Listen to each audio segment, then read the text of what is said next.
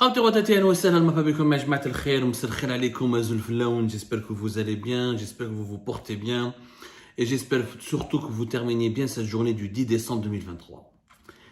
Comme tout à l'heure, et l'émission, je pense vous êtes encore, en tout cas pour le moment, vous êtes encore très nombreuses et nombreux à la suivre, à la commenter.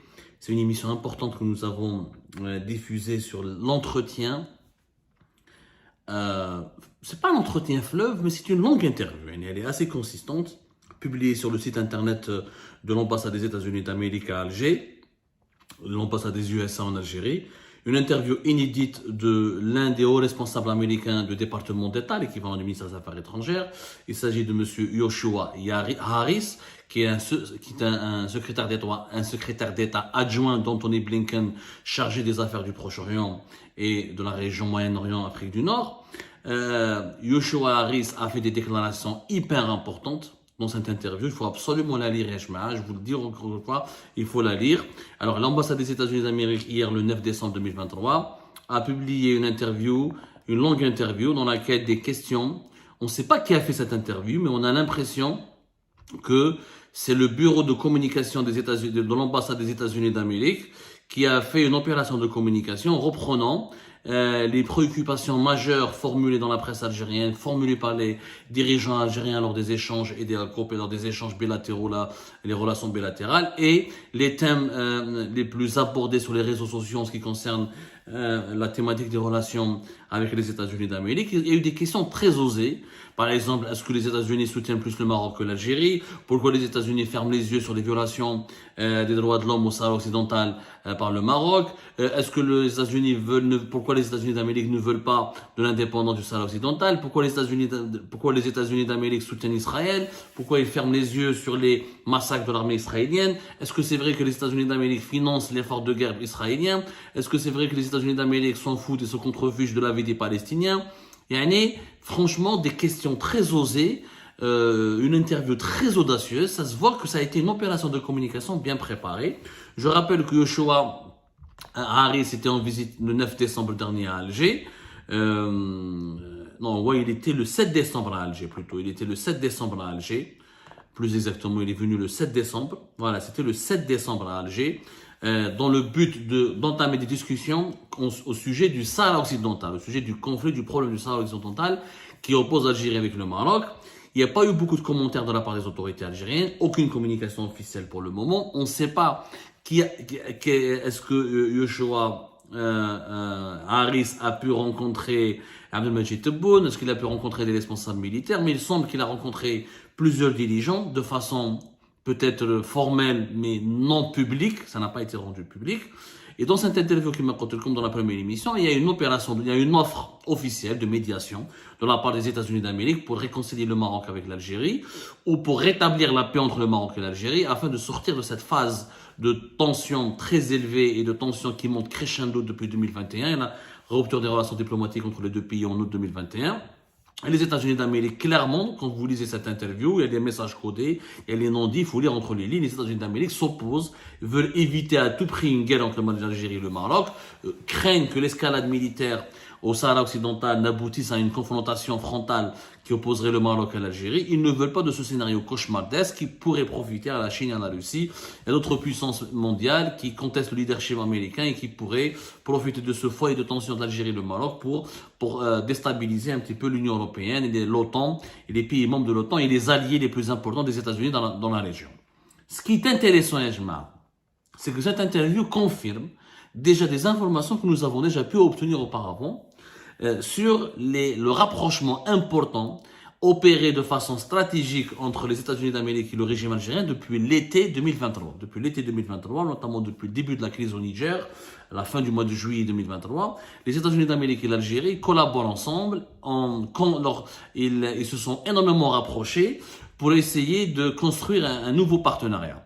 Et les États-Unis d'Amérique, clairement, d'après ce que nous avons pu confirmer auprès de plusieurs sources diplomatiques, et c'est d'ailleurs dit, vous allez le voir dans cette interview, les États-Unis d'Amérique ont rassuré le régime algérien, ils lui ont donné des garanties de paix et de protection face à un risque d'agression que pourraient mener le Maroc et les alliés du Maroc, que ce soit Israël ou là, les pays, les Émirats arabes unis ou certains membres des pays membres de l'OTAN qui partagent une coopération militaire et sécuritaire importante avec le Maroc. L'Algérie a reçu des garanties que les États-Unis d'Amérique n'accepteraient pas, ne vont pas tolérer, ils ne vont pas laisser faire la moindre agression contre la sécurité nationale en Algérie, contre l'intégrité de son territoire ou là contre sa stabilité nationale. Il y a eu des garanties qui ont été fournies par les États-Unis d'Amérique et la preuve, c'est que les États-Unis d'Amérique sont prêts à coopérer militairement avec l'Algérie pour protéger l'Algérie, pour rassurer les dirigeants. Parce que les dirigeants algériens, depuis la normalisation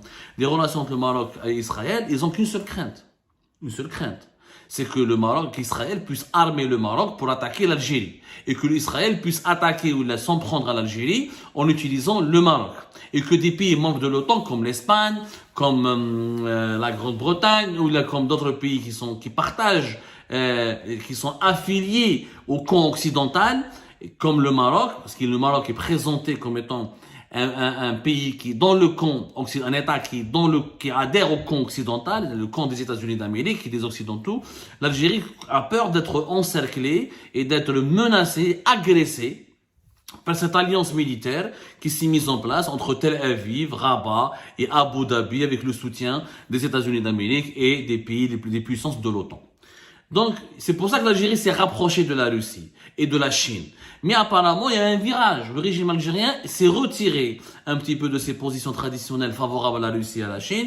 Et il a opéré un rapprochement important avec les États-Unis d'Amérique. Et regardez dans cette interview, il y a une question qui a été... Je trouve que les Américains sont très intelligents et très rusés. Dans une seule question, ils ont donné des informations et ils ont donné un aperçu sur ce qui se passe dans les coulisses entre les autorités américaines et le régime algérien. Il y a une question qui dit, vous étiez ici en septembre, et c'est votre deuxième visite. Effectivement, Yoshua Harris, c'est sa deuxième visite en Algérie.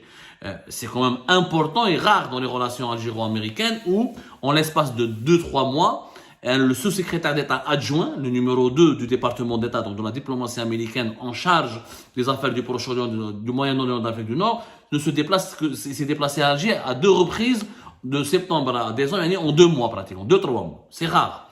Il y a 15 jours, votre collègue, c'est la question qui est posée dans l'interview publiée par l'ambassade des États-Unis d'Amérique sur son site internet. Votre collègue Todd Robinson, alors Todd Robinson, c'est un secrétaire d'État adjoint du Bureau international des stupéfiants de l'application de la loi. Il est chargé de mener la lutte contre les stupéfiants et contre la criminalité au niveau du département d'État américain. Il était en Algérie, effectivement, il n'y a pas longtemps de cela. Votre collègue Todd Robinson est venu en Algérie. Le directeur de la CIA, William Burns, a eu un appel avec le général Senghriha en septembre. En août, Attaf, le chef de la diplomatie algérienne, Ahmed Attaf, a rencontré Anthony Blinken à Washington. Ils ont conclu hier, c'était donc le 8 décembre 2023, un dialogue militaire conjoint avec une table ronde avec l'industrie de la défense. Cela signifie-t-il que les États-Unis d'Amérique ont finalement décidé de vendre du matériel de défense à l'Algérie? Y a-t-il eu une intensification des relations entre les États-Unis d'Amérique et l'Algérie? Les États-Unis ont-ils senti, c'est même lire le passage de cette question. Tout ça, c'est une seule question dans l'interview publiée par l'ambassade des États-Unis d'Amérique à Alger. Les États-Unis ont-ils senti que la Russie se retirer de sa position antérieure et souhaite-t-il se rapprocher de l'Algérie en raison de son leadership régional? La question a dit déjà, sur l'ambassade des États-Unis, ils disent voilà, on s'est repositionné en Algérie, le directeur de la CIA par le régime algérien, 2 secrétaires d'État adjoints sont venus en Algérie à 3 reprises en une période très courte. Il y a eu des rencontres il y a eu le dialogue militaire qui a été lancé, il y a eu des échanges en ce qui concerne la vente d'armes, et donc il y a un rapprochement. Les États-Unis d'Amérique n'abandonnent pas l'Algérie, investissent énormément sur l'Algérie. Pourquoi? Parce qu'ils veulent que l'Algérie s'éloigne de la Russie et de la Chine. Ils ne veulent pas d'une guerre entre l'Algérie et le Maroc qui pourrait profiter à la Russie de Vladimir Poutine. Donc, ils se sont rapprochés de l'Algérie, ils ont donné des garanties de sécurité à l'Algérie. Qu'est-ce qu'il répond, lui? Yoshua Harris, le secrétaire d'État adjoint américain, il répond: nous prenons de nombreuses mesures ensemble pour élargir les conversations entre l'Algérie et les États-Unis. Nous avons été très heureux d'accueillir les ministres des Affaires étrangères Attaf à Washington en août 2023 pour une rencontre positive avec le secrétaire Blinken. Nous avons eu un dialogue stratégique. Il s'agit d'une relation importante pour nous. Il y a beaucoup de choses à dire. Par exemple, ce que nous parlons aujourd'hui, l'importance cruciale d'avancer sur le Sahara occidental et le processus de l'ONU, répondre à l'urgence de la situation en Israël et à Gaza, les défis de l'instabilité au Sahel et au Niger par exemple. Nous abordons ce dialogue dans un profond respect pour la souveraineté de l'Algérie. Comme tout pays, l'Algérie prendra ses propres décisions quant au type de relations qu'elle souhaite, y compris avec les États-Unis d'Amérique. Un pays comme l'Algérie, partenaire des États-Unis, a toute une gamme de choix quant au type de relations qu'il souhaite entretenir. Politiquement, dans le secteur de l'énergie, en matière de coopération, en matière de défense, vous avez évoqué l'industrie de défense. Il est important que l'Algérie ait des choix. Et des choix. Le passage est très important. Il est important que l'Algérie ait des choix. Nous sommes très ouverts à ce que l'Algérie nous parle de ce dont l'Algérie a besoin pour sa défense nationale. Nous sommes tout à fait disposés à avoir une conversation entre nos militaires. Si l'industrie américaine pouvait faire partie de la réponse permettant de garantir que l'Algérie dispose de ce dont elle a besoin pour se défendre, nous souhaitons bien sûr participer à cette conversation. C'est la première fois que nous avons un haut responsable américain qui parle ouvertement d'une possibilité à ce que les États-Unis d'Amérique donnent des armes ou vendent des armes à l'Algérie. Pourquoi ce passage est important? Parce que les États-Unis ont toujours soutenu militairement le Maroc. Ils ont même donné des armes gratuitement au Maroc en 2022 et en 2023. Et c'était un message clair d'ailleurs pour le régime algérien. Vous vous rapprochez de Poutine, nous soutiendrons le Maroc, votre adversaire, pour vous affaiblir. Attention à ce que vous faites. Là, ça a changé. Les Américains ont vu que les Algériens sont venus vers eux, ont vu que les Algériens commencent à prendre leur distance, à observer une position plus ou moins neutre par rapport à la Russie et à la Chine. Ils ont dit, alors nous, on est prêts à vous donner des armes. C'est pas vrai. On va pas privilégier uniquement le Maroc. On est prêt à vous vendre des armes. On est prêt à vous aider à vous défendre. Contre quoi?